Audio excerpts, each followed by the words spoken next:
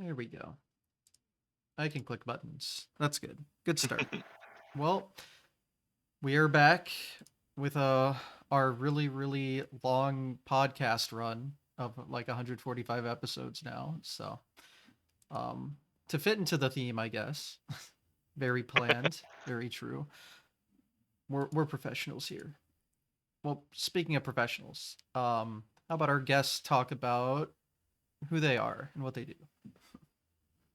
My name is Zell. I've been in the speedrun community for about probably 10 or 11 years now, maybe a little longer. I run for like the last 10 years. I've been running REALLYREALLYLONGATHon, which is a yearly or twice a year now speedrun marathon focused on more obscure games or launder games or launder categories of games. I myself run fairly obscure games for the most part. Like run not even so much obscure games, but games you don't really necessarily think of speedrun. Things like Hearthstone, roguelikes, other card games, MMOs. So it's just kind of what I've enjoyed speedrunning, like playing these games that aren't even like normally thought of as like going fast. So Mhm. And and with yeah, the then marathon, it's go ahead. very, it sounds ironic given, speedrunning, you think of going fast. So what do you mean Yeah, really long? yeah. Like a general thing is if it's over 3 hours, I'll probably accept it. If it's shorter than that, but let's say it's like a 100% run, that's good. Like I like 100% runs too. So like if somebody submitted Mega Man X or Mega Man X2 100%, those runs are under an hour, but they are 100% runs. And also I like those speed runs. I've actually done those both as well in the past. And yeah, I accept those too. And then when it comes to like games, when I kind of think of obscure games for speedrunning, I kind of think of like, have I seen this at a GDQ, at an ESA, or an RPG Limit Break? If not, I'm probably going to tend to want to showcase it. Hmm. Yeah, you forget that some speedruns, even though they're speedruns, they're still not very short. Yeah, no, There's a and lot of like, those. oh yeah, like there's a few, like some of the Dragon Quest games are like 16, 17 hours. Dragon Quest 7 and Dragon Quest 8, I believe, are both over 15 hours for a speedrun. Hopefully, maybe 7 will be shorter now with the remake coming, but And you don't see a lot of those making the big marathons because they take up so much time. you, yeah, and so that's actually kind of like not the original reason that I started the marathon. That was an unrelated reason that we can discuss. But why I've kept doing it is I've noticed over time, like even RPG Limit Break doesn't always have these longer RPG runs, and I really like these runs. Like I watch them all the time, like on my other monitor while I'm gaming. And I noticed that like even GDQ, like there was a GDQ once where the longest run that they had was 4 hours. I think it was Thousand Year Door, all crystals. Um, and like normally they would have had at least one like Final Fantasy game, usually like 8 hours overnight, but they weren't even doing those anymore. Um, so I was like, well, these are still speedruns. There's still a community, like a really big community of people who intentionally run these longer games. Trails in the Skies, the Trails series. It's not just Trails in the Sky, but Cold Steel and stuff. Dragon Quest, Final Fantasy, Pokemon games that aren't called Red, Blue, Gold, Silver, Crystal, Yeah. etc. Like Gen 1 through 3. Like Gen 4 runs get pretty long. Gen 5 runs are in there. Gen 7 runs are really long. Gen 9 runs are really long. So I like, and these are big speedrun communities that just don't get any play anywhere. Even RPG Limit Break, like they do have the longer runs, usually a Dragon Quest game. Especially because they like to run a Dragon Quest game during primetime Japanese hours, well, overnight here.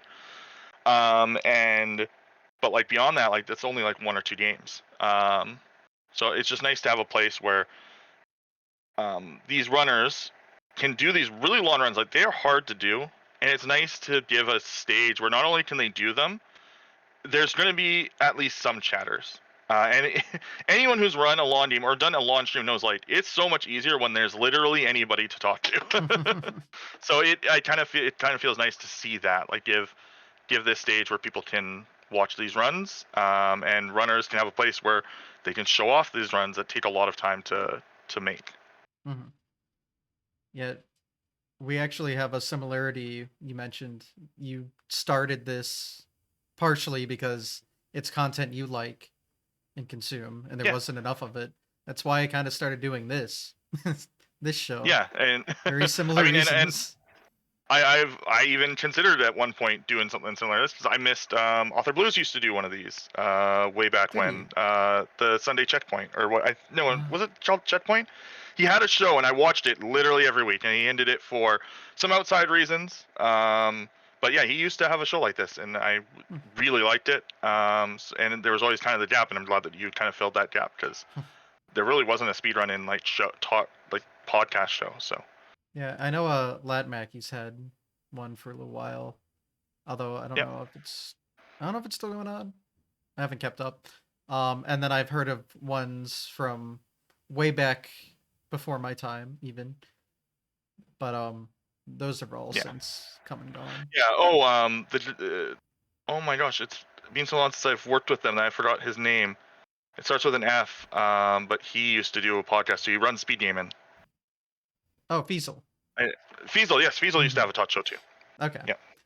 Yeah. Well, he does a lot of or at least did a lot of the interviewing for like GDQ Yeah. events. Yep. So yeah, And not he used to surprising have his there. own show. Yeah. So, but he's way too busy with Speed Gaming now. I can So, imagine. That that's been kicking for a long time. yeah. Well, we'll obviously dive more into your marathon, but I want to kind of Yeah. start with you and Yeah. your introduction to the scene. So my introduction to the scene itself was like probably, and now that I look at the years and when I said it out loud, I was definitely underestimating how long I've been in the speedrun scene. It was probably close to 14, 15 years. I was watching Twitch just randomly. I used to only watch it for like StarCraft and League of Legends and stuff like esports. And on the front page was a speedrunner doing Wind Waker. I'm like, I love Wind Waker. What is this? They beat the world record twice in that stream. Oh, Like they okay. beat the world record, then beat the world record, and I was like, this is in. And that's when I started watching. And then I would just look for speedrun. I found speedruns live, um, and I was really into playing the Binding of Isaac at the time. I noticed that like literally multiple times a day there was races for Binding of Isaac. I'm like, I wonder, I can play Binding of Isaac really well. I'm really good at this game. I wonder, can I like hang with this? And yeah, I made an account and I started speedrunning Binding of Isaac, and that's how I got started with Binding of Isaac and at the time Necrodancer as well, which similar roguelikes. And they both had not necessarily they had pretty vibrant speedrunning scenes, but their scenes were really focused on racing. So like my introduction to speedrunning as a speedrunner was racing primarily. Um, like I would do 4 or 5 hours of racing on speedruns live like a day. Mm-hmm. um, and yeah, and I would participate in tournaments, mainly put on by they're not really in the speedrun community, but people may know them who are older. Richard Hammer and Cobalt Streak. Cobalt Streak still streams. I know that. I don't know if Richard Hammer still does. Yeah, they put on a tournament for both Binding of Isaac and Necrodancer, and I would participate in those. And then I actually ran my own smaller tournaments at the time too, which I guess leads into my organizational thing. And then I actually took over their tournament because they both kind of quit Binding of Isaac at the same time, and they were like, "Yeah, why not? You can have the old name of the tournament, Balls of Steel." So I ran a couple of those for about a year, and then I quit that, and I started speedrunning Final Fantasy 9. I speedran it because I did a 24-hour stream where I tried to beat it in one sit-in, and I failed. And so I got mad, and I was like, I'm gonna beat this in one sit-in multiple times over the next like, and I just learned the speedrun for that, and then I learned it for Final Fantasy X. So just two really long runs, and then I learned Final Fantasy One on the PSP, which is like a 90-minute run instead of 9 or 10 hours. So that's kind of how I got into it, and that's actually how I got into like the longer runs was like through that progression. Um, So I started with like these really short runs. Bind of Isaac runs are like 20, 30 minutes. And then progress into the RPG speedrun community. And yeah, that's kind of where I end up, and then that's where I met people in that community. I started watching Buffon, and this is how I started with Really Longathon. There was a rules change on Twitch in like 2016 to of some real life thing that happened in Korea. Somebody like passed out on stream, and so Twitch had to make a rules change to like prevent that from happening to Twitch. So like you couldn't leave your stream unattended at all. And if you did, you got like a 2-week ban. So Buffon actually got banned. He left his stream on. He went to he would go to a French speedrunning marathon, like a live one. And while he would do this run, because there was so much AFK time in the Bates and Katos 100% run, it's 2 weeks to do, and there's a bunch of it is just AFK. So he would leave his stream on, and he got banned. So I thought, what if you did a marathon inside of the Bates and Katos 100% run? And that's how I made it with him. So like the first one was that it was primarily him doing his run, and we organized like a speedrun marathon inside it so that he wouldn't get banned doing the run. Interesting.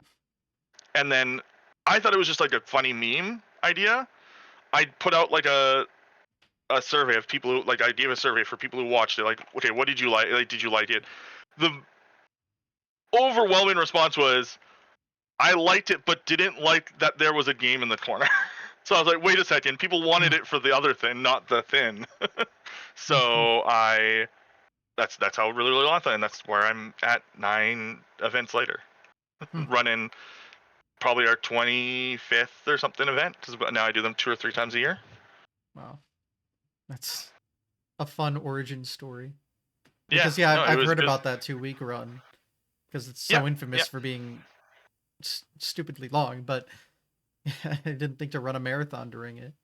Yeah, Was it primarily like long games for the marathon? Yeah, as well? no, it was because of the way that it needed to be, because again, it was primarily about him being able to do his run. And so he needed to play. He still needed to progress the game over 2 weeks, and very specific branches of time that he wouldn't be at work or sleep in. I think pretty sure it was either work or school. I can't remember if he was working or at university or something. But either way, he only had like 3 hours a day ish. So we would have to. So I would only do lawn games because it was really just me and him running the thing. So I didn't want to do game swaps all the time. And I was like, it would be funny if we also did other really long games, like stuff like Final Fantasy 13 100%, which is like a 16-hour run. Final Fantasy 12 112233 Azamat, which is like an 18-hour run that had never been done before that event. Like I think he had recorded segments, but he had never done that run. And so yeah, it was just lawn games. I think the smallest run we had was 4 hours, and it was Super Tennis on the Super NES, which was a fantastic. Still to this day, my favorite run that we've ever done in the marathon. The 2 guys who ran it, it was like a race. Were just really entertaining to listen to for 4 hours. Well, it's nice to have someone to bounce off. Yeah. Sorry. Yeah, it sounds like it was very natural then, because it started off unique and then became its own thing. Yeah, and I was just really surprised that people wanted the thing that wasn't like the focus at all. Like Was I it really didn't know that that there unexpected? It was no, I was completely because again, like the marathons were running these runs less and less, and there was less and less people running these runs on Twitch over time. Like we were getting into the age of like this was like 20. The first marathon was in 2017, so like and games were more and more getting shorter in general, like even in a speedrun sense, because most games nowadays will have cutscene steps. Like it's pretty rare to run into a game like Pokemon Gen 9 or Legend ZA, where the runs are just naturally long because the amount of content that you have to do in those games, even with like skipping through cutscenes and stuff, is quite large. Like there is just 7 hours of content minimum to do in Pokemon Legends ZA, and like even games that would be traditionally long way back when just aren't, because there's just so much you can skip nowadays. Like Expedition 33 is only couple hours, I think. I haven't looked in a while. But I think for an any percent run of that game, it's super short because you just hold the B button or something during cutscenes, and it just flies through the cutscenes. So even though it's a long game casually, it's not that long. And that's kind of how it is for a lot of games nowadays. It's like they're long casually because you're stumbling or you're watching the cutscenes, but then the actual game isn't very long. Mm-hmm. I'm personally starting to see more and more speed runners or people like doing these longer runs. Sometimes as a meme, sometimes not. Sometimes because they just really enjoy the game. So Yeah, I'm definitely more of a shorter run kind of no, person. yeah. So this goes out of my area of expertise. I mean, even in the Mario community, like yeah, there's what you do, Super Mario Brothers, 5 minute run, Mm, but like Mario Galaxy 1 and 2, like even the yeah. any percent run is is like 3 or 4 hours, I think. I Like know 120 Galaxy One's start. like 2 hours and like Yeah, 10 something minutes. but then you get into like 100, like OLEDs. Or not OLEDs. Sorry, it's not OLEDs. It's no warps in Super Mario Brothers.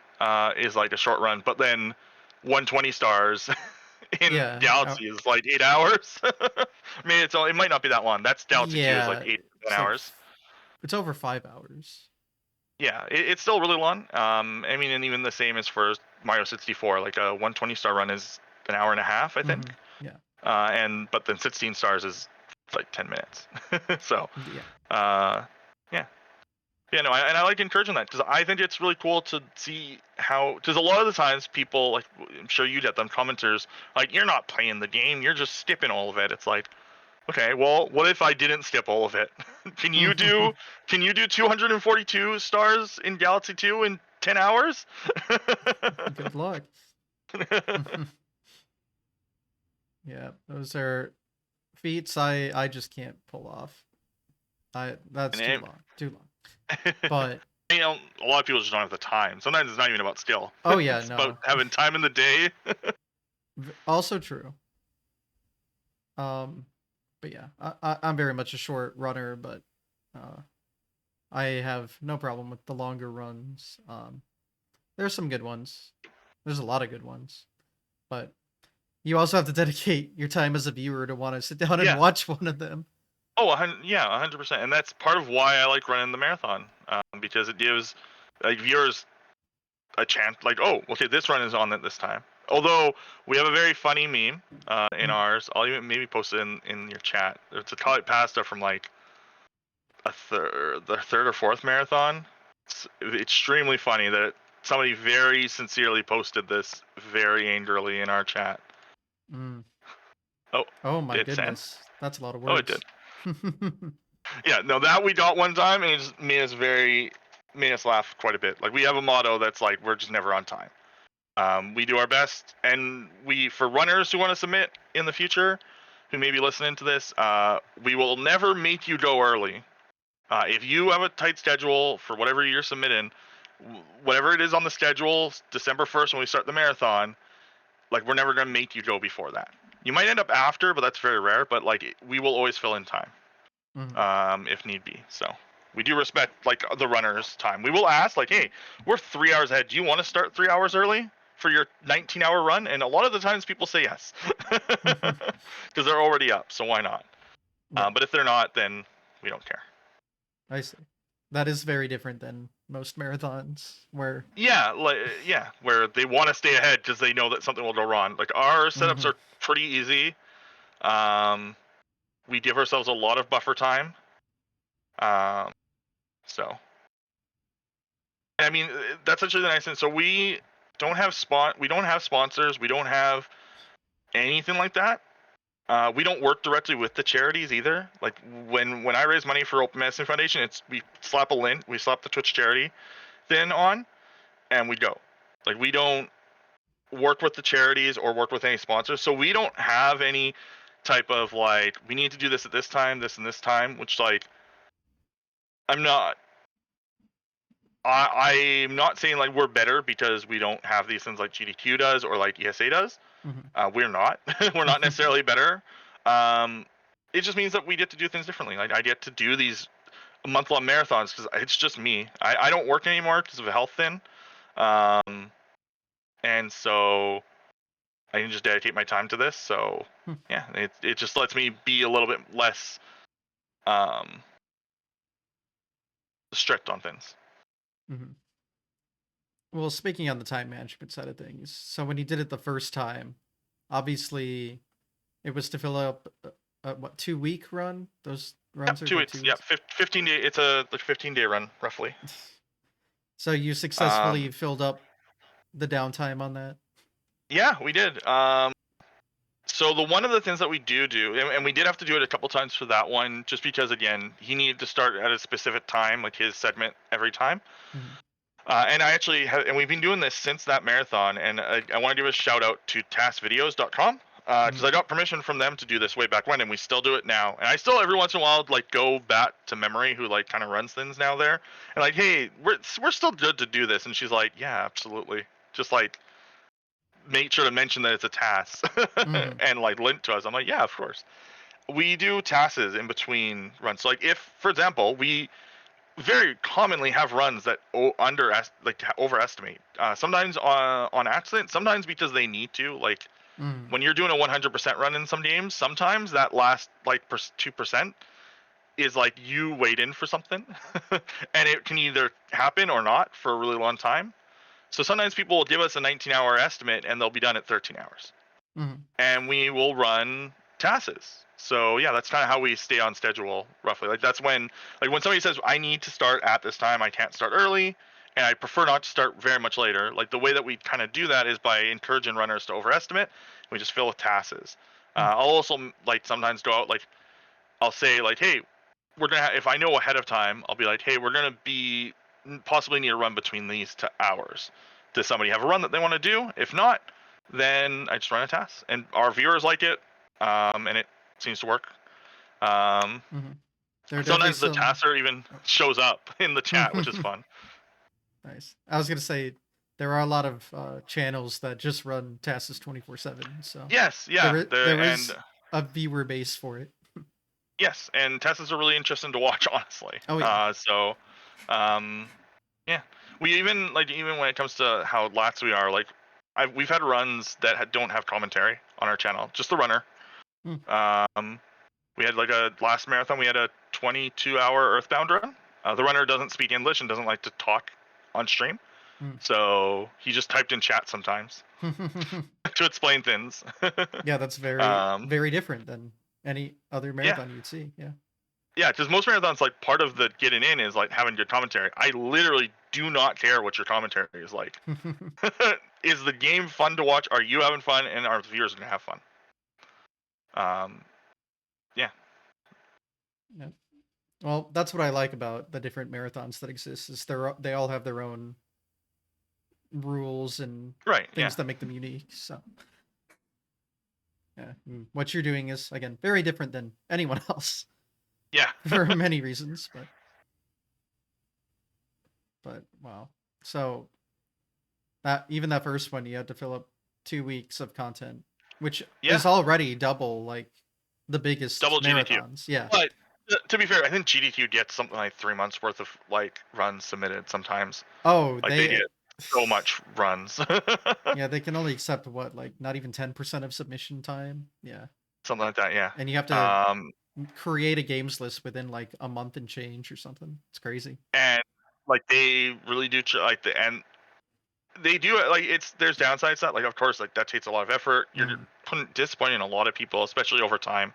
Um, like I submitted the same run to GDQ, Final Fantasy One. And yes, I do have a run that should fit GDQ in theory. Final Fantasy One PSP. I submitted that for 3 or 4 years. So I was good at it, and I was one of the only North American runners of the game. Most of them were European, so it was harder to get for them to justify submitting even. mm, It's a 90-minute run, but it's of Final Fantasy One, which has been at GDQ, and yeah, it just never got accepted, and I can somewhat understand why. Like it's just Final Fantasy One, and it's the only thing unique to it compared to the other Final Fantasy 1 runs is it has an equipment glitch that allows us to beat the game in 90 minutes instead of 4 hours. Hmm. So, like that's the only difference. Like there's nothing actually different about the routing besides we don't need to grind. It's the only run. As you know, we even in that run we do grind for a brief like 20 minutes just because it's efficient too. But we get end game equipment at the very start of the game because of a glitch in the game. Yeah, it's never been accepted to GDQ. I was submitting for a long time Hearthstone, and finally it got accepted. A different runner, and I was just as proud about that. And I hope that when we do rarely like reject runners, that they see if we accept somebody else in the same run, like that they're feeling like, oh, okay, my community's run got in. Because that's how I felt when Hearthstone finally got into GDQ. I was over the moon, like ecstatic, for it because Hearthstone actually does have some really good single player content for speedrunning. So Yeah, I mean that's definitely a good outlook. I'm obviously always happy, but there's so many runners of the yeah, games I run. It's no, got to be a little more impactful if it's like a smaller community that gets to show off their yeah, stuff. no, yeah, that's true. I guess with Mario Brothers, like there's 500. There's gotta be. Is there 4-digit runners like now? There's a few thousand. I haven't looked in a long time at the numbers. I know Mario. I know 64 has like thousands of runners. Oh yeah. It's one of those games that are like speedrun by like not. I shouldn't say non-speedrunners. There's still speedrunners. People aren't in the speedrun community. They are just like Northern Lion, XQC, like all these like much bigger names in streaming have done runs of Super Mario 64 or Mario Brothers. So that's always fun. But yeah, no, it's totally different worlds like in speedrun, and that's what I love about it. Like there's different marathons, different communities. Yeah. Well, since we talked about how the first one came to be, I guess how did it continue from there? Yeah, it was the first ones were almost exclusively me, and actually, apparently he actually doesn't remember helping. But if you know GDQ and you know the Prize Wizard, Of course. he actually helped with the first like 2 or 3 Lonathons before he was really heavily involved in GDQ. Just because he was available, I think he worked from home, or if he didn't work from home, he was just available, and he actually helped out with a lot. So for a while, it was just me, and then he would just step in to like, because he was watching it anyway, and so I just gave him perms to access my computer, because it was just ran off my computer. But then it was like I met the person who's the current co-owner, Frosty Flower. If you're involved in the community, you would know who that is. I met her in real life and told her about this, and then then at first she acted like surprised, like I was probably just talking up something that I liked, and she's like, "Oh wow, this is actually a lot better. Do you want like help?" I'm like, "Absolutely. If you're interested in this, absolutely, I will help." And so we actually run it together now, and she's why there's not just me anymore on it. Like I've got 5 admin level people who help out at like that level, like really like higher level decisions, and then like 6 or 7 people that I would consider like volunteers who are very active and help out a lot, both actually and then like emotionally sometimes because this is hard to do. And then we've got a bunch of other miscellaneous people. So I do have a lot of help now, and like it really just is that I have a lot of time. Like before, I didn't have as much time on my hands. I just like doing it. And I would just remote in to do stuff via my phone from work. And then COVID happened, and obviously I had way more time to run that one, those 2. Really? And then as actually because of COVID, we started doing the second marathon a year. It was everyone, literally everyone was sad, and I'm sure that anyone who was around then knew everyone was sad for like from March like of that year. Because everything was shutting down. Nobody knew what was going on. And I was like, what if we did a marathon of like, because I think it was that GDQ before that they did the Metal Wolf Chaos cutscene percent run, and everyone loved it because it was still speedrunning, but we got to watch cutscenes. So that's what lots of lore is. It's what if we didn't press skip cutscene? Hmm. And we just did the runs normally. And that run was really fun, and I've just kept it on because it's a nice thing to do in sprint, honestly. Um, and so yeah, we do that now, and that just came from just kind of what do we do to like make people slightly happier? It's like this is really dark times right now, and I think I even made it specific. Like I very rarely do content rules on Lonathon, beyond like Twitch, but I did make it a rule to like just don't mention what's going on in the world right now. Mm. Like nobody wants to hear about it. Yeah. Um, it's like just don't mention it. Like if you can do it, like whatever you do, just do not. Like yeah, of course we're all here and can watch a 19-hour run, and there's a really strange reason why so many people can. Just don't talk about it. Just do the run. We can all watch a movie together. Basically, it's kind of how I felt, and we kept that run going just because why not? We laxed it a bit. Like I'm far like it's more just a second Lonathon, where I encourage people to submit cutscene runs, and I'll accept cutscene runs over normal runs. Like if we were to hit a point where we don't have enough, where I don't like something. Yeah, I can just run this like for 4 weeks. Like our next marathon is 4 weeks long. Like so, Hmm. um, but sometimes we do cut it for various reasons. Like if I'm going on a trip or something, like I try to not to run it while I wouldn't be able to make decisions. Mhm. And then now we're gonna do a third marathon in the summer. Just as we keep doing one, it turns out that there's always something that comes up around the summer to raise money for. So we're just gonna start doing that normally anyway. We would do like an impromptu one, but now we're just gonna schedule it normally. Because again, I have time. I can't remember how long ago. Frosty will probably put it in chat. But I had a really major medical scare. I was in a coma for like 3 weeks. And then I had another, and then the year after I had brain surgery. And so now I can't work. So I have a lot of time on my hands. And then so I devote it to this because I can't work anymore. So I may as well raise money for charity. I mean, 2022, yeah, that was like 3 years ago. it's a fantastic use of your time.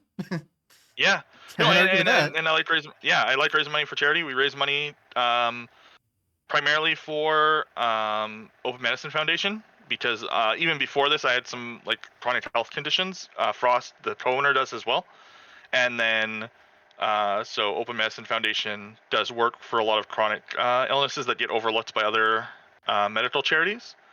A lot of their research now is on non-COVID related stuff. Hmm. Um, and then we also raise money for stuff like Trans Lifeline, um, and other trans-related charities. Usually, we will like change gears to that, especially when there's like a specific thing attacking them in the world. And then now our summer one is probably just always going to be for the ACLU.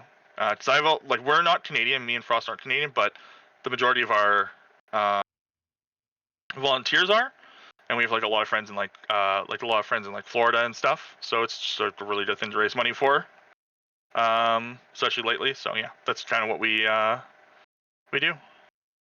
Got it. So, for when the marathon became a yearly thing, was it? It was just one a It year. was, yeah, it was just one a year. So 2017, 18, 19, and then 20 were a year, and then what COVID was COVID? Yeah, COVID was 2020. 2020. Yeah. So yeah, so that's when we started doing two a year. I would sometimes do like another thing that we would do is we would do like really impromptu marathons, like something like really big would happen. I think one time it was when a bunch of things were coming out about different streamers, and it was happening a lot in the speedrun community. Mm. So we raised money for like for women's rights that time, and I put that together like within a week. Like I think Hmm. I put out a call for runners, and then did the marathon within like 2 weeks, maybe less. About the Just length of because the like there's marathon. like yeah, I think that marathon was much shorter, but um, I would just do that because again I've got time, so why not use it? Hmm. All right. But yeah, And no, we do it every year. Uh, I then, keep saying that we're gonna do it shorter, and then hmm, I don't, so I don't know. yeah. When would it fall? Like in the year? So this one, it's always every year. It's December 1st. Okay. I always promise it will be at least December 1st to 15th. But I allow, like, when we do submissions, I like keep the submission window so that people can submit up to like the 30th or 31st. This year we're going to the 31st. We even had to cut runs this year. We had an insane number of runs, way more than normal, which is awesome. And then the other marathon, Lots of Lore, that happens. Generally, it either starts or ends on Easter, and goes for about 2 or 3 weeks in either direction. So it kind of, because Easter changes every year, so it's usually within a month. So it's just kind of when we do it. And then the summer marathon, I haven't nailed down a date, but it'll be sometime in like July usually. Yeah, but Like, yeah, the main event kind of always depends on. December 1st. Yes, Okay. always December 1st. Got it. Got to get in the holiday spirit. Yeah. We do run over Christmas, but we usually just run tasks over Christmas. So we'll run like a really, really long task over Christmas. Got it. And it's been every year since the first one? Yeah, no, I haven't missed a year. 2022 could have been a miss. Really depended. Yeah, I wouldn't have been yeah. surprised to hear I that. think most people would. I think most of the people involved at that time could have done the marathon, but I wouldn't have been shocked if it didn't. If it went the worst that it could have. So. Well, it all worked out. Yeah, I guess. and now I technically have more time for it. Hey, nothing wrong with doing what you love. Yeah, and I think I'm able to do that. Well, I guess kind of what goes into the behind the scenes work, because there's got to be well, other than while they're doing the run, you get a lot of downtime in between the setups, but it's actually like that's kind of why this is possible. Is because of the downtime. Like we have somebody who's watching at all times. If something goes wrong, but thankfully we don't have to so we don't. One other thing that is strange about our marathon is we don't have hosts. Okay. Not because I don't necessarily want them. I did attempt to have hosts once. It turns out nobody wants to host runs that are an average of 9 hours. And yes, that is the average run length sometimes of our marathons. So it doesn't work out. And I'm not very tech savvy. So like I use tools that are automated. It's like stuff like I used to use Stultify, now I use the Twitch charity tool. So we don't even do like donation incentives the traditional way. We'll let the runners do stuff like, oh, if we hit this amount by this point, I'll do this. As long as it's within estimate. And we still raise a good amount of money, I'd say, for charity. And yeah, so like the behind the scenes really is that, and if people want to help out with a marathon, like we use Parsec to connect into a Restream PC, and everything is done on that PC, which is just a virtual machine that's located in like Washington.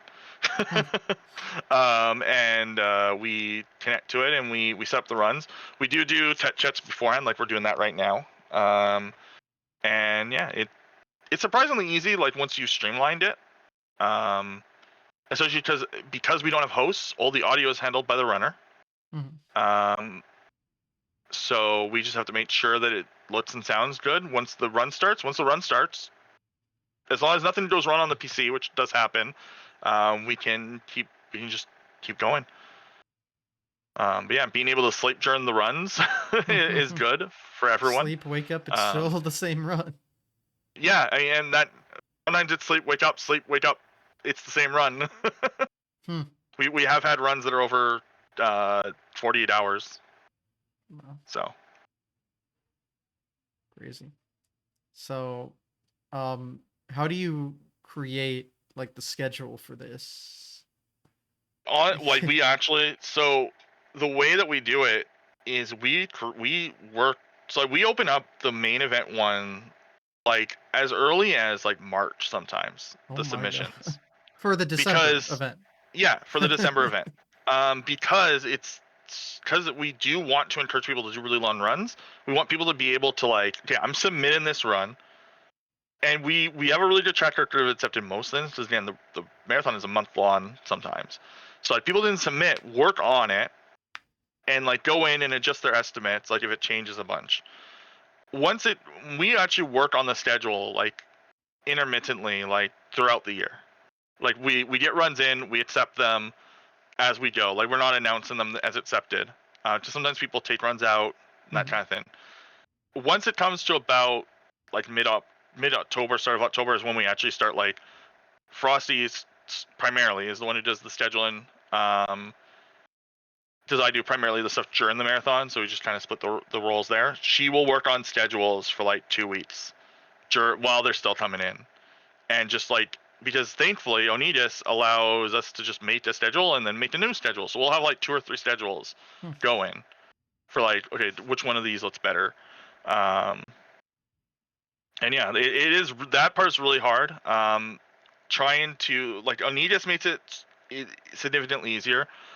I don't know if we could do month-long schedules without it. If we are still doing it with like Google spreadsheets, like I used to have to do. It's just like it's laid out in such a nice way. Like there's like, it when you put in a run into the schedule, if it's like outside of the runner's submitted time frame, it like makes the run like glow red to you. Like you can't miss that it's the wrong time, and so you have to like go check. Okay, is this like just 5 minutes out of their schedule, or did I like miscalculate and it's like the wrong day? So it does actually make it a lot easier that way, but it is a lot. And then the worst part is obviously like when we do these, sometimes people have submitted a run. Sometimes they submit a run as early as late as like September, and then they just disappear. There's nothing we can do about that. We can slot it in, and then we find out, okay, this runner's just gone. And it does happen surprisingly often. People like, it will come the day of. I will pin for like, okay, these runners, you guys are like the next ones up, and then one person just doesn't respond, and then I realize like, oh, they left the server. Uh-oh. Well, we have to find 12 hours. We're missing 12 hours now. So like, that's the hardest part, is like people ghosting the marathon. I am totally okay if people like get coaching. I can't do this run. This run is, I'm not feeling well, and I don't think I can do 12 hours. Like that is the most understandable thing in the world. If people come up to me and they're like, I'm not feeling well, I don't think I can do a 12-hour run. I'll ask like, okay, do you have like do you want to do like an any percent run of your run? And like that's only a few hours. Sometimes they'll say yes. Usually they'll say like, no, I'm actually just not feeling good. So that's the hardest part.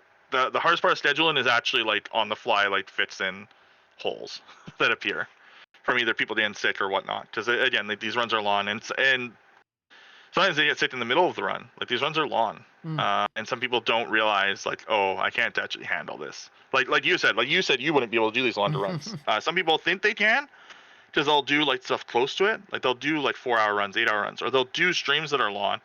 Like, because a Mario speedrunner might do Super Mario Bros for like 8 hours, right? Like I've seen it.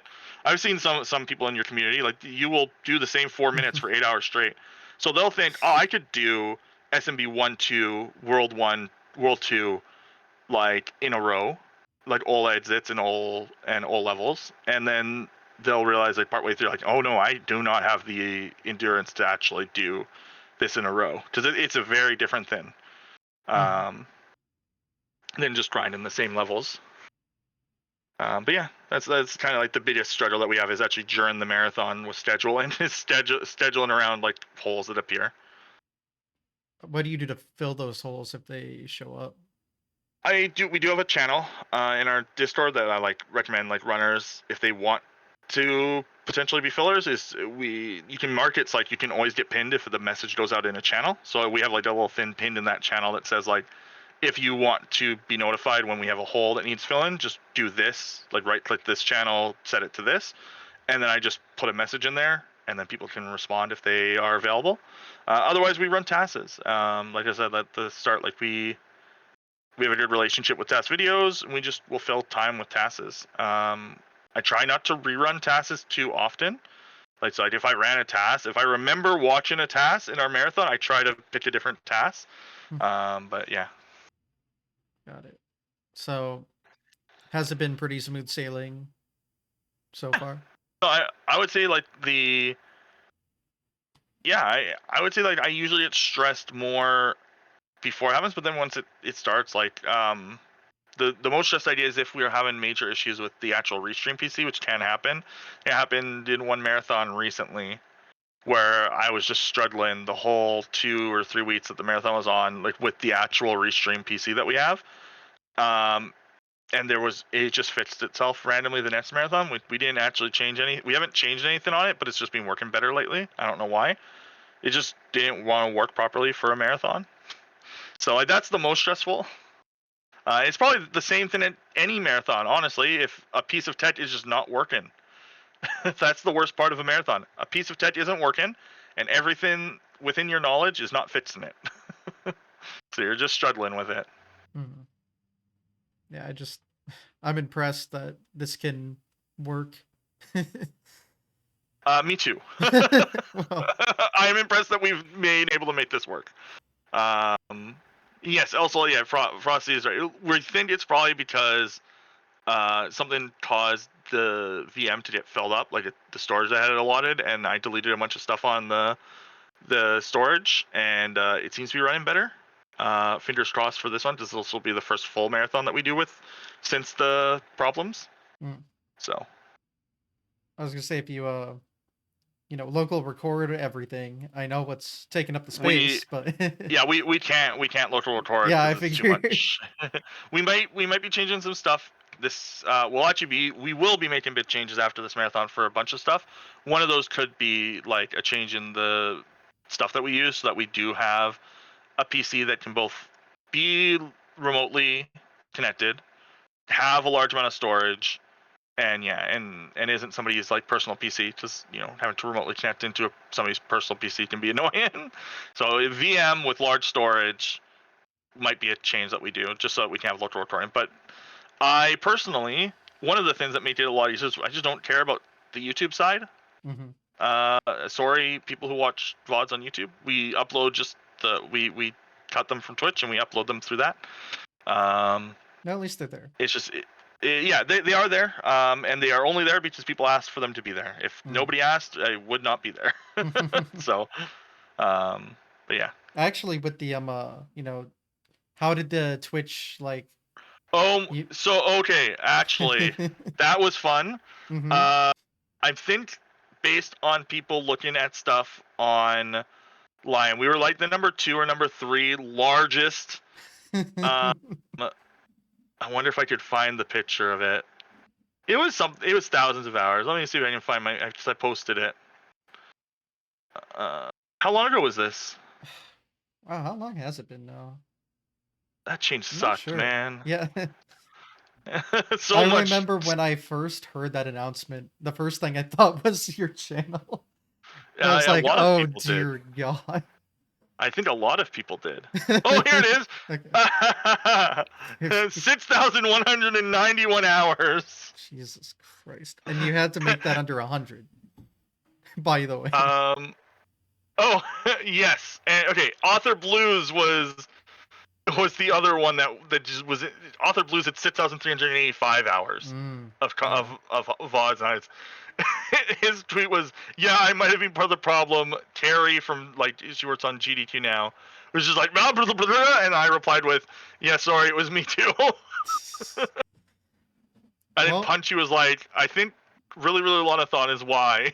mm, 6,100. It affected us a lot. I had to delete a lot. mm. I broke the tool multiple times and caused Twitch staff to fix the tool multiple times.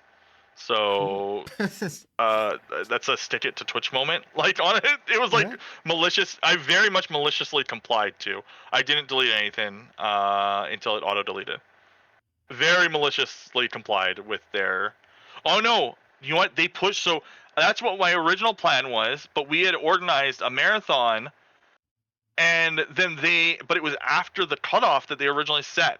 And then they were like, actually, we're going to delay it by 3 weeks. I'm like, oh, I was going to maliciously comply, but now I actually need to go in and delete all of it.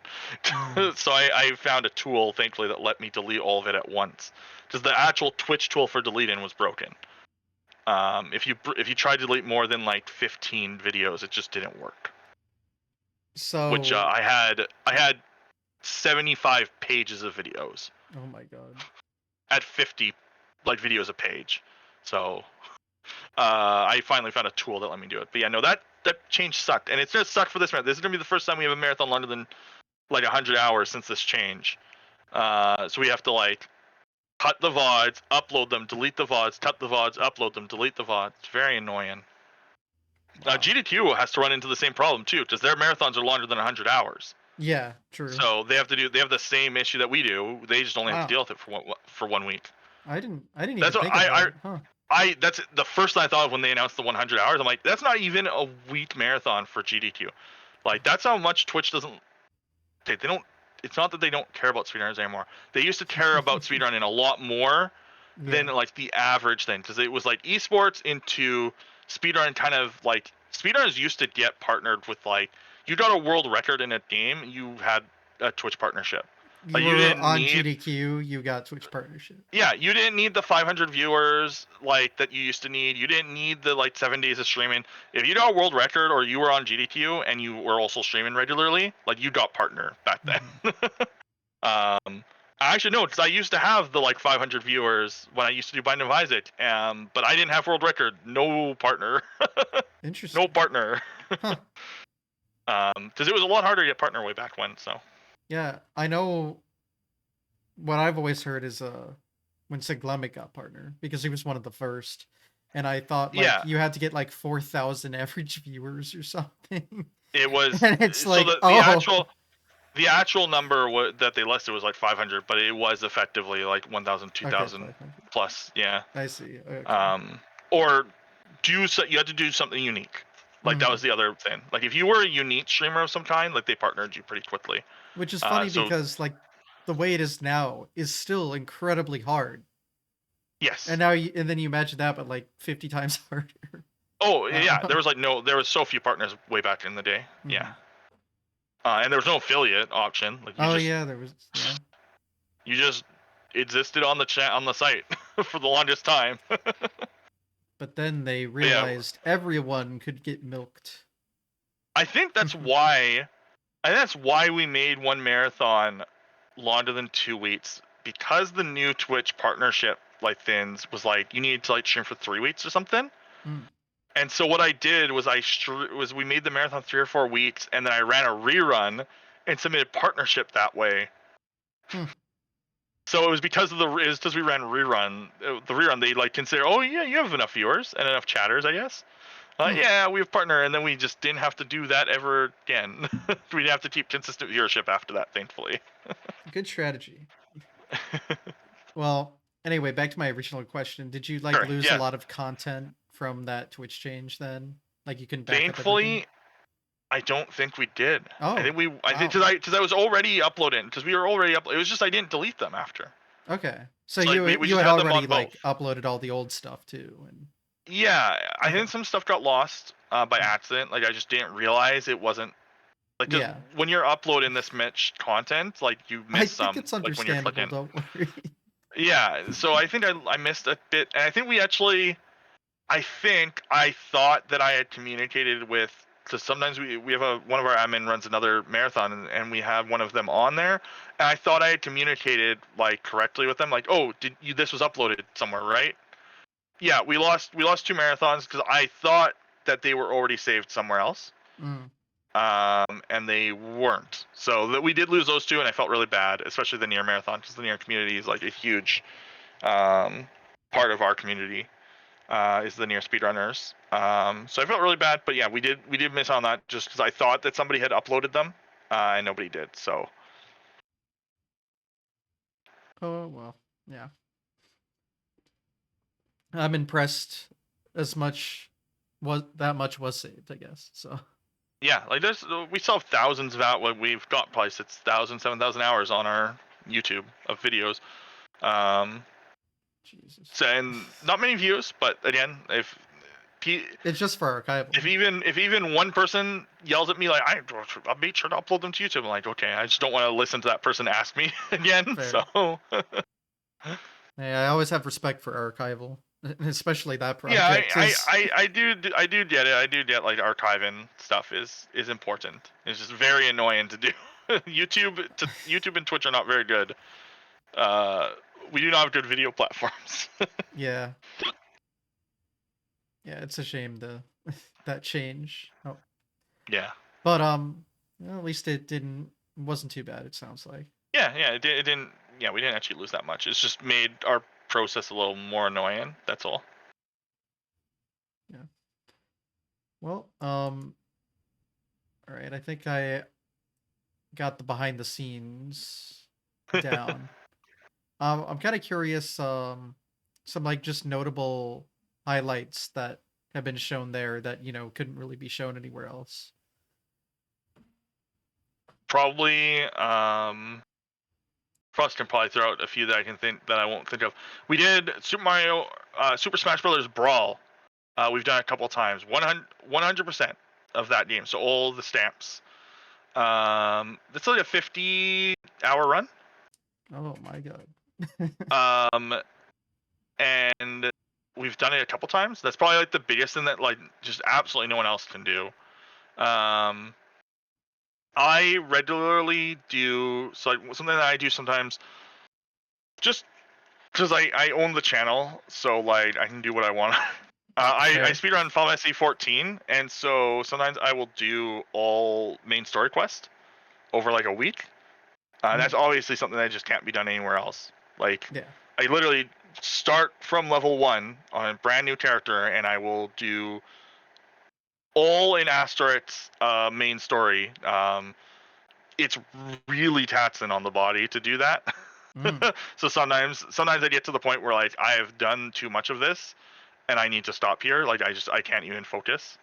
So that's a big one. We do our RPG MMO speedrunning. We've done a couple. We've done Phantasy Star Online as well. For more normal games, we've done like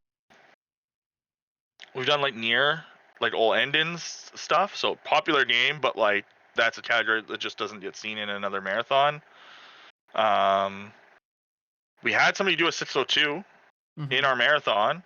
You don't see that in marathons normally. Obviously, we actually the 602 happens. The 602, the winter one happens in December, so it does happen while really long-a-thon's going on usually. Clever way of Trying to think of anything combining it. We've had somebody do like Final Fantasy 4, 5, and 6 like in a row, as well as 7, 8, and 9. Like we've had those two runs separate at different times. I think we have the one and only run of what's called 122,333% Yazamat, which is minimum level all hunts in Final Fantasy 12. And it's the only time that run's been done that I know of. Definitely the only time in a marathon. It was about 20 hours.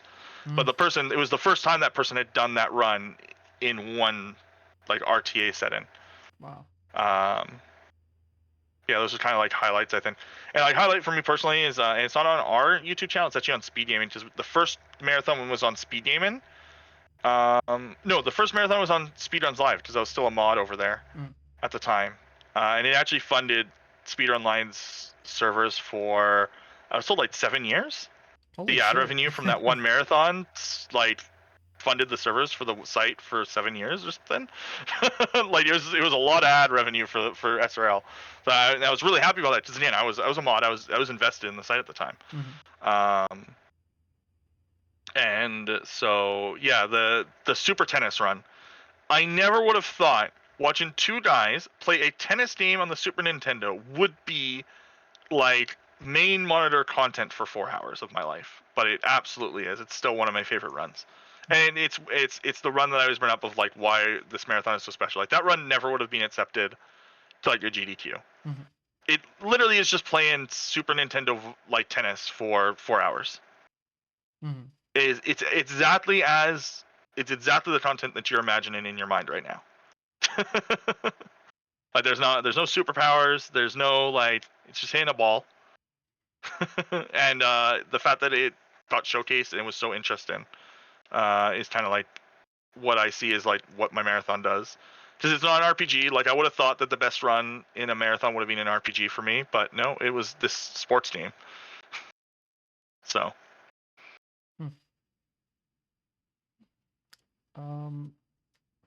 So just out of curiosity, because a lot of these runs are so long, do you have it sometimes where someone needs to take like a rest period and you'll Oh play yeah, something else and then come back to it?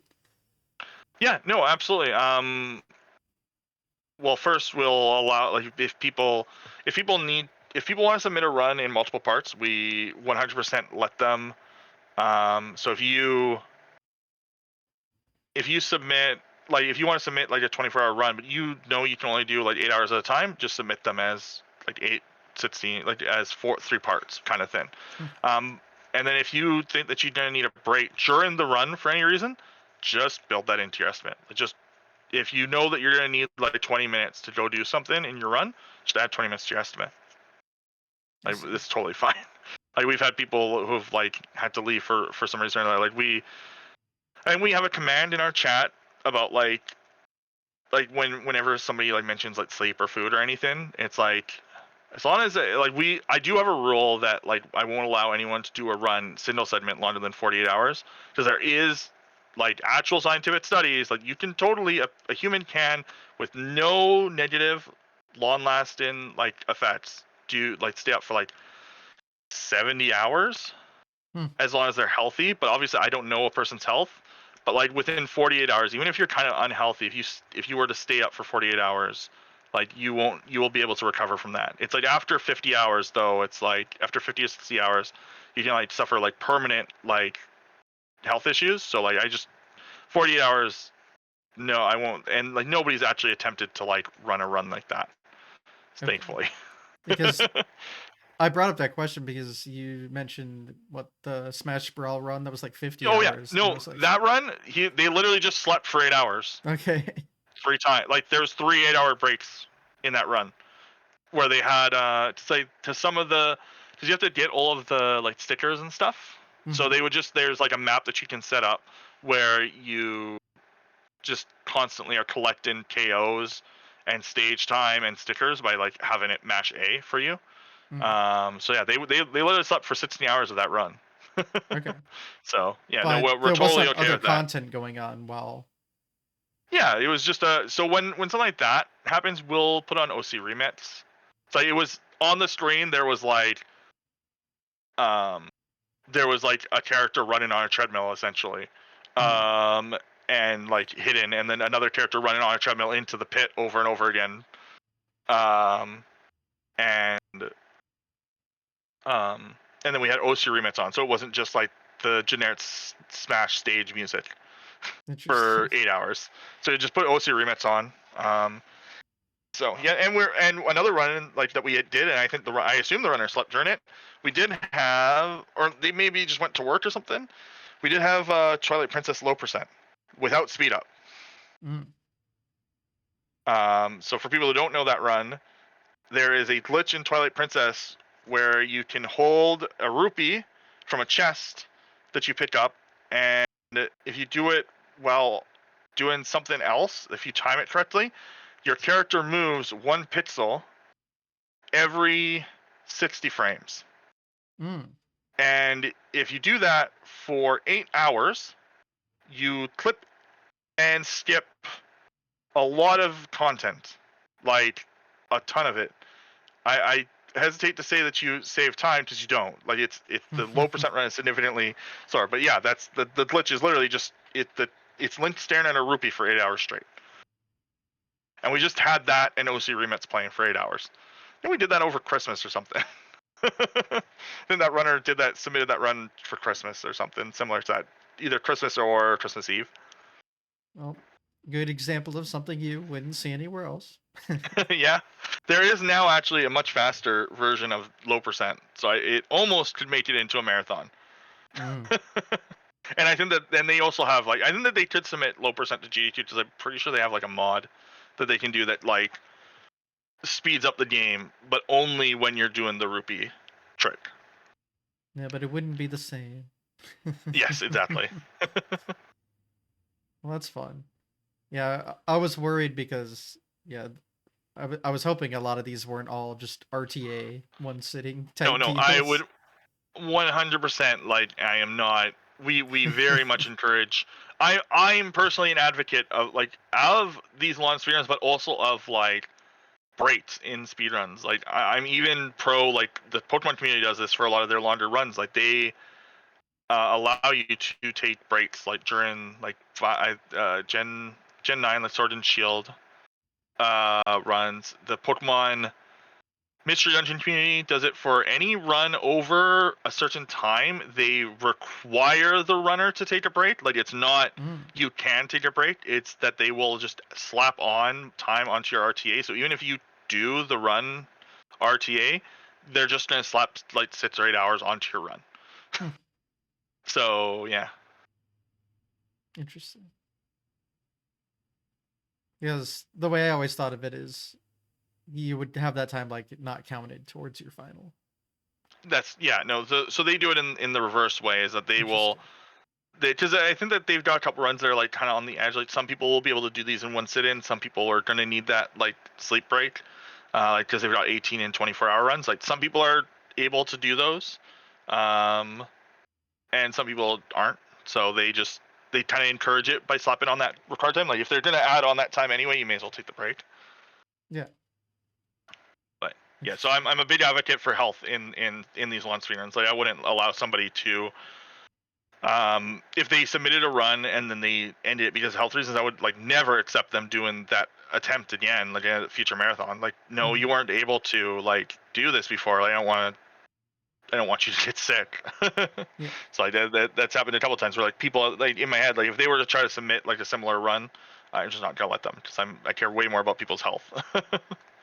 Makes sense. Okay. Trying to see if I have any other specific questions about the marathon. I mean,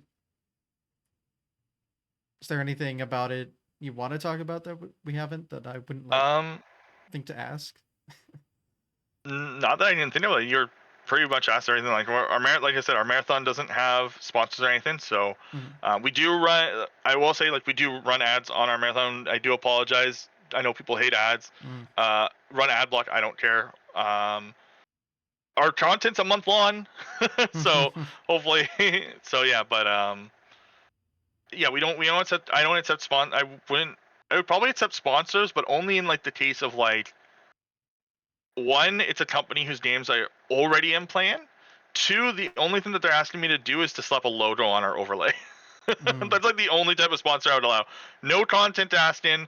I don't want to fill with spots. Like again, these runs are long. Like I can't do ad spots. Like just companies will ask for like, we want an ad spot every like X hours. Like no, I can't do that. We have a 24-hour run. I'm not gonna ask them to stop to do a 3-minute ad.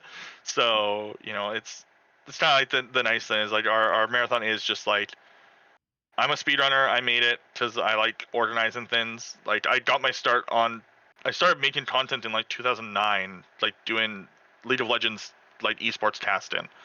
Like I almost was an esports caster for IGN before they closed their esports thing. So I just, that led into me finding eyes at speedrunning, which is tournament stuff, to me organizing those tournaments, to me finding speedrunning during that time, which then led me to want to organize speedrunning events. Um, and then like yeah, so it's just I've always liked organizing stuff. I like organizing content because I don't know, I've always had content that I could watch, and it's helped me through things. So hopefully, the things that I make can help people through whatever they're going through. So kind of a nice thing about doing it around Christmas. A lot of people don't have family, so it's nice to know like if we run something during Christmas time, like maybe that made somebody feel slightly less lonely. Mm. I see. How about future plans for the marathon? Um, we are like working on some stuff in the background to like change some stuff. But other than that, like for front facing stuff, we plan to run a third marathon consistently now instead of just most of the time. So probably gonna have a marathon in the summer. We'll have some missions for lots of lore in the open up probably in like a month from now. Like during our main marathon, we'll open up for the next one. So the next one's gonna be in like April or March. I don't remember right now. So if you want to submit to that, just keep an eye out. We are on Onidis, so yeah, so we are on Onidis. So if you do check that periodically, you'll see the submissions pop up. And yeah, Mhm. so yeah, like, other than that, like we don't really have much changes. Next year is gonna be the 10th year that I do this, Hmm. which is insane. But yeah, like that's, I don't know. We might do something. I don't know what I could do more special than running it for 30 days. Like I'm not doing it for 2 months. One, there's not enough runners for that. Two, I don't. Do people actually want to watch a marathon for 2 months? Like that's a little long. But That's yeah, I don't know if. incredibly longathon. Maybe too Yeah, longathon. exactly. Um, but yeah, no, I'm just gonna keep running it until I don't know. Saying until I die sucks because like that could on it. Like I do get pretty sick pretty easily. So, but yeah, I mean, I don't see myself stopping this.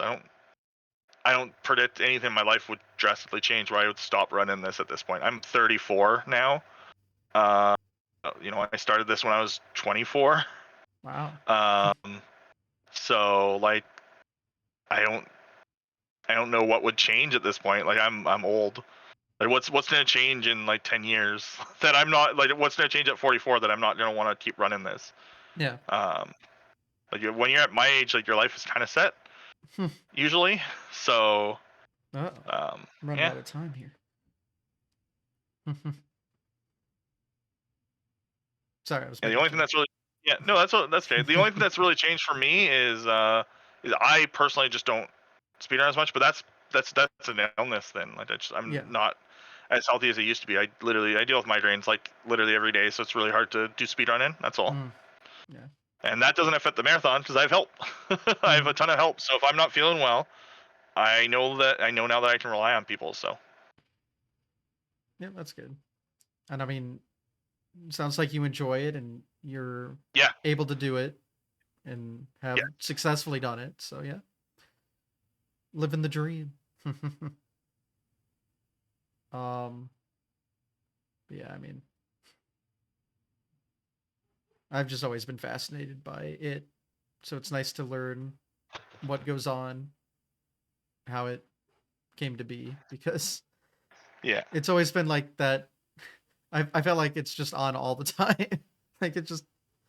We do run reruns a lot now. Mainly just people like them. I try not to run them as much as other channels sometimes do. Yeah. So right now we don't have rerun on right now, and we will do like a month or two without reruns. But people seem to like our reruns, so that's why I do them. If people didn't like them, like if I got complaints about them, I would stop. So if people don't like the reruns, you should have probably mentioned it. Yeah. But yeah, no, It's good to I do be try to keep it community on. driven. So Yeah, I mean, if people like to have them on, like even when I ended the most recent one, like people are like, it was like the most chat activity I'd seen in the rerun the entire time was people shocked that the rerun was over. So it's funny. All right, so the next main event is in a few weeks December here. 1st Yeah. to 31st, yeah, it's 15 days from now. Well, so do you have everything like set to go? Yeah, we're working through the tech chats right now. Mm-hmm. So as long as those all go, as long as we hear from a runner, like we would prefer to have all of the tech chats done before the marathon starts. But again, because of the nature of our marathon, it's not actually that hard to do them during the marathon. It's just we want to have heard from a runner. If you don't have time before December 1st to do it, as long as you've mentioned something in chat, because ghosting is bad. If we don't hear from you before like a week before, like at all, like I'm assuming you're gone, Mm, and we're gonna start like planning around that. So makes sense. And it lasts like a month now, right? yes, That's wild. Just blows my mind. Even after hearing everything that goes into it, it's still just crazy. yeah, it's hard. Like it's really funny because like it seems like a lot of people nowadays do know of it. Mm-hmm. It's like I'll be like when I volunteer for GDQ, like recent I helped with their recent queer event. Um, multiple times, and the college people will be like, "Oh, you're the Lonathon guy." I'm like, "Yeah, I am." It's like, "Oh wow, Well, so many you have people know more about us now." experience out of anyone ever. I have a lot of experience over a lot of like on these things. Nowhere near like on like the good. I get by. I'm not that tech savvy with like stream stuff. I get by with what I know. And I can fix things pretty easily. But like the TET, I wish I had TET setups like GDG. Their stuff is so like nice. Yeah, well, I mean, as long as it works and people like it. So, Yeah. well, trying to think about anything else, but I've pretty much asked everything I could think of. Yeah. Um, did we go over like your kind of personal journey? Yeah. Like I said, Uh-huh. I started with Binding of Isaac speedrunning, like racing for that. Found speedruns live through that, and that's how I found Wind Waker speedruns first, and then found people like ZFG. Mhm. Like ZFG is probably like my first like big speedrunner that I followed and would watch like daily. Mhm. Um, and then I actually started speedrunning stuff like here and there. I speedran Mega Man X, Mega Man 2, Mega Man X2. So I would speedrun all these like, little games because it was people I liked watching speedruns of. It's like Mhm. I could do this too. Why not? And usually games that were fun to rate, like games that had racing communities that were really active. So that was Mega Man X, Mega Man 2, trying to think, like Binding of Isaac, Necro Dancer. Like these are all games that got raced a bunch. Mhm. So I got into randomizers with like Link to the Past because again it was just raced every day for a while, and I like competing. So speedrunning works out for that, and then even normal speedrunning is a little bit of competing. And then I got into RPG speedrun, which is how I found Buffon and other lawn speedrunners and started doing this. Mhm. Nowadays, Nowadays, mostly what I do is I play MMOs and card games. But I do still speedrun some roguelites. Like I speedrun Star Vaders earlier this year for a bit, and yeah, I just don't have a lot of time to devote to speedrunning anymore. Mhm. But you still dabble yourself. It's not Yeah, just yeah, all oh, marathon. absolutely. Okay. And a lot of it is like mental blocks of like, do I like what game do I want to speedrun? And like, if my brain wants to speedrun it, I will speedrun a bunch of it. So I absolutely do dabble still a lot. I don't submit a lot to leaderboards anymore, um, but I do a lot of speedrunning, a lot of randomizers too. Okay. So still fairly active. Yeah, a lot of the time it's like when I do have time to do speedruns, I have a lot of time to do a speedrun, which means I do like one of my silly things like the Final Fantasy 14 thing. I've considered learning like a World of Warcraft speedrun, like one of those like 1 to 80 or 1 to whatever their max is now speedruns. So like I don't know, I like running these like oddball like things that people don't really see as speedrunning, or even more specifically, I guess it's stuff that like is what's the word for like it could disappear at any time. Like if I were to do a speed like the Exiles Temporary. Reach speedrun for WoW, yeah, if I was to do the Exiles Reach speedrun for WoW right now, it's gone in a month. Hmm. That run is that they're changing the game that in one of the next patches, and that run's just gone. In like a month or two. Like for Final Fantasy 14, the run I did of it in the run I did of like 2.0 in 2023 doesn't exist anymore. Because they changed that section of the game. It's 7 hours shorter than it used to be because of the changes that they made. So, um, yeah, there's something about speedrunning these things that are like potentially only temporary, and sometimes they're brand new. Like it's a game that's solved. Like I know how to play Final Fantasy 14. I don't necessarily know how to do this content right in this moment. So it requires a lot of adaptation. Like even a small change can change a lot. And I guess there's something about that I like. It is because it's similar to roguelite speedrunning, which I also do. Is like not every run is different, is the same. Mm-hmm.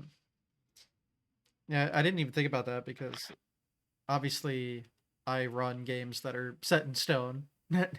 Will never be I mean, patched, but even more set in stone than normal. Super Mario Bros. Like yeah, if you do right. the same thing every time, it's the same thing every time. There's Exactly. no true RNG in some No. of these older SNES in these older NES games, which there is a beauty to that as well.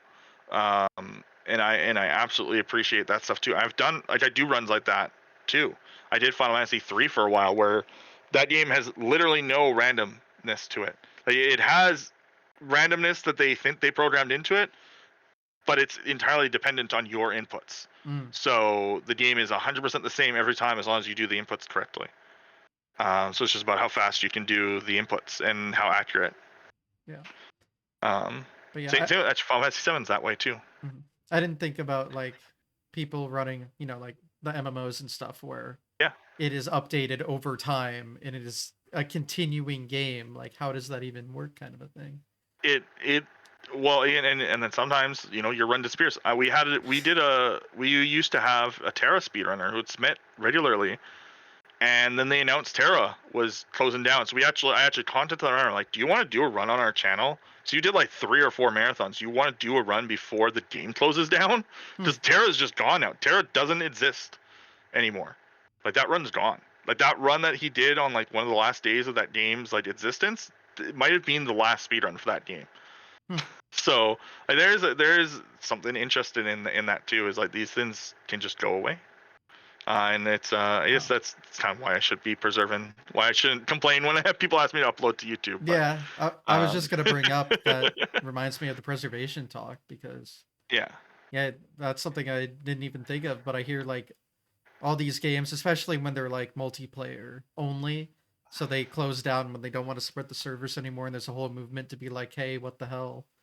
At least thankfully a keep lot of these games companies, available somewhere, right?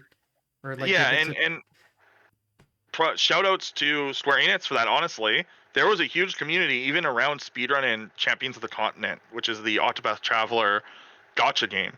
And shout outs to Square Enix for finally doing what people asked. Like, people have been asking for this specific thing for literally years. Like, since Dracula Lost, I think it was like one of the first big gotcha games that closed down that I can think of, where people are like, why isn't this just released as single player? Square's doing that. Like, for multiple of their games, they're releasing single player versions of their gotcha games. So like, shout outs to that. Like, Octopath Zero is just Champions of the Continent single player. They were in talks to do a Final Fantasy 11 one at one point, a single player of that, but then that game like has had a resurgence of players, so I guess they're not they don't have a worry of that anymore. But yeah, there is something beautiful in like people speedrunning these things, like, because it lets you experience all the content again, of like this game that might change. So like, then if you're recording it for speedrunning it, like, I have a speedrun on my I have a speedrun somewhere. I don't know where it's uploaded right now. It's probably on my other channel. Of like me doing a 2.0 speedrun before they made the huge changes in Final Fantasy 14 5.3, where they completely changed that section of the game. So there is a video somewhere, thankfully, of that being preserved. So like, in 10, 15, 20 years, hopefully that video can be used. Like, oh, we actually have footage of this dungeon that no longer is in the game anymore, or of this quest that's no longer in the game anymore. Even though I've skipped through most of it, at least that's there. Because like, we don't have that for a lot of content for some games, even speedruns. Yeah. Yeah, preservation is very important, especially in gaming. And yeah, I But love that there's a lot of this talk to, again, especially if it's multiplayer exclusive, to try to preserve them in some way, whether it's making a single player mode, or giving the servers, or handing the server's owner to like the fans, having them able to do it or whatever. Yeah, I'm tired of just losing content completely, never accessible again for no reason, especially when a lot of people spent money on it and now it's just gone from your hands. Thankfully, I've been very lucky in the games that I've chosen to invest in. Yeah. I don't think I've had any of them like shut down. Yeah, I'm good. I'm pretty good with the games I choose too, But but I could have seen a world where like something like Hearthstone, it's like I can thankfully go back to. But there's a world where they, well, not really Blizzard. Blizzard doesn't really shut down things like that. But like, there's card games that I had played and I considered spending money in, and it just didn't grab me fully. But they don't exist anymore. Elder Scrolls Legends doesn't exist anymore, and that was a game that I almost spent money on. yeah. I almost invested into. But No, yeah, and a lot of them are those kind of games where you can just invest, you can keep investing yeah. just to lose it all. It almost becomes just gambling at that point. Put your gambling on if the game will exist tomorrow or not. I don't know. Just kind of fucks up to me and everyone, but Yeah. Well, thankfully we've got at least some places like. Thankfully, at any time I can go play Super Mario Bros. yeah, I right. could play it right now. Me Actually, too. I mean I can because I've got my Switch right here, but yeah, that's a bad example because that one's pretty easy to acquire in many means. But Yeah. um, Some games are preserved, maybe a little too much. But yeah, I think I'm kind of wrapping up. I can't think of anything else to yeah. go over. Okay. I Well, mean, I guess one thing as I'll show, even though he is sleeping right now, I'm gonna disturb him. Our channel's mascot, my cat Eddie. Come here, oh, this buddy. is very important content. Oh, he's not. He's not screaming. Good boy. Oh, Yes. Eddie. I know. Perfect. Yeah, he's my favorite. Had him since. Oh yes, buddy. I've had him since like 2021 ish. Yeah, something like that. It's always a highlight when we get the pet cam. There we go. This is the content we're all here for.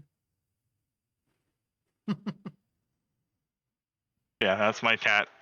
I'm surprised he was just quiet the whole time during this. Normally, when I'm talking into my microphone, he does like come and bother me, but guess he just wanted to sleep today. I get some Just junk out of your eye, buddy. a fan of the show. I Yeah. appreciate it. Yeah. We Well, get a. thank you very much for. Oh, go ahead. Oh, I was just gonna make a joke, but it's stupid. So Oh, go okay. ahead. No, I was just saying, thank you very much for having me to talk about it. Oh, yeah, no Um, problem. I mean, again, I've always been fascinated because this marathon has been so unique to all the other ones, just because of how yeah, absurd like its concept and execution is, or at least yeah. sounds. It's more so nowadays the execution. There are other things like no glitches allowed is one that's very similar, like in execution, that it's like longer, more obscure speedrun categories. Mhm, But their execution, it's just a normal marathon. It's just they've got a unique restriction. mhm. Our execution is kind of what sets apart. Is like nobody else does this for a month. Yeah, you'd assume it'd be like terrible, but it's not, right? Yeah, no, and like I said, like we've just structured it in such a way that it's very doable for me and volunteers to manage. It is really just what for me. It's just watching it, and then if something's going wrong, I have to step in and do something, which I want to do anyway when things go wrong at GDQ. Like I have a compulsion to Mm. like when they have a tech issue that's obvious on screen, it's like I wish I could fix this right now, but I can't, so I'm just sitting here watching it go wrong. This So like, has that's kind of how I treat never the happened marathon. before. Yeah, It's how I treat this marathon. It's like I watch it because I'm watching it anyway, and then if something goes wrong, I fix it, and because then you have the the power run to can do keep going. so. Yeah, and then that's how I whenever I get a new volunteer, I'm like, you just have to watch you all your job is to watch, and if something goes wrong, do these steps to fix it. If it doesn't fix it, harass me until I'm awake and fixing it. That's your job. Do these steps. If they don't work, get me or someone else of more like higher level to fix it. And with So that, it all works. yeah, over a month. Hmm. All right. Well, yeah. Again, I guess that's everything. So, the last thing I'll ask for you, I guess, is you can self promote however you want. Sure. Right now, marathon's the main thing I do. I have actually, for the first time in years, been actually streaming, but it is not speedrun content primarily. I don't know why, but I have a strange compulsion to stream like it's called a chunk account in RuneScape, where I'm stuck to 130 64 by 64 grid in RuneScape, and I have to do everything there. So if you want to see somebody hit click on monsters for 8 hours. Sometimes I'm doing that there, but I plan to Okay. do speedruns again at some point. You know, just whenever I get the compulsion to. A lot of my time and effort goes into organizing speedrun and marathons, so. Yeah. I guess I didn't bring that up. I can do it real quick. Do you Sure. find work to do for other events? Yeah, sometimes not recently, but during the pandemic. Yes, I Mm-hmm. actually helped with. I helped with something with RPG Layer Break. I helped with something with GDQ. I helped with uh, the California event that's no longer running anymore. Whose names I've forgotten. Telethon. Helped a bunch Oh with yeah. Telethon events. I helped with Trans Speedrunning Collective once. I did a bunch, but that was more when there was way more events online, and there were people who had the Mm-hmm. organizational knowledge to do events, but they could no longer do the events in the way that they knew how to do. That was definitely a So very interesting transition yeah, that a lot of people were not prepared for. I did step in when there was volunteer calls to help run a lot of these online. But now that people can do their events normally, you know, it's not as much of a need, which I'm glad for. I'm glad that people can go back to doing their normal thing. Yeah. But yeah, so primarily, yeah. So I help out with GDQ. I volunteered with GDQ a bunch, and that's really all I do outside of Lonathon. Mm-hmm. But that's always in like a quiet background like role, like a tech person in the background. Mm-hmm. So So yeah. So you have your personal Twitch that I shouted out, and then yeah, I guess and then Lonathon. yeah, Blue Sky's like your socials, I guess. Yes, yeah, the Blue Sky and our Twitch. We don't use any other socials. Mm-hmm. I don't like social media. I don't really use social Fair. media anymore. Yeah, So, no, I understand. but we do use our Blue Sky because a ton of speedrunners use Blue Sky, and it is nice to. Yeah, so that's the only other one that I use is the Blue Sky. And then you can shout out the event itself and its Yeah, socials. yeah. So yeah, that's really Lonathon. Uh, which thankfully fits on Twitch. It doesn't fit like anywhere else, but thankfully Twitch does actually allow that as a username. We usually have to improvise with usernames elsewhere, but Well, yeah, that's good. And then there's a YouTube. I'll link in the description, sure, YouTube description yeah, for the VOD content. yes, I and we do guess. have all of our VODs there. They're sorted by events, somewhat, but by nothing else. So you'll just have to use the search Mhm. if And you have then if you're the interested in any games. the event Blue Sky, and that Yes, should be all. That should be everything. yeah, All right. Well, thank you for coming on, talking about the event. I definitely enjoy listening to how the events work behind the scenes. I've had a few yeah. Thank you. organizers on here, and just because every event, especially yours, are so different, that it's interesting to know just what it takes to do all that. Yeah. Because a lot of it goes pretty underappreciated IMO. So Oh, 100%. Like yeah, you see it all the time. Like when people are like confused about like, oh, why is there so much time taken? yeah. So well, yeah. Like that'll be all for this episode, unless you have anything else. Nope. All Thank you very right. much for having me.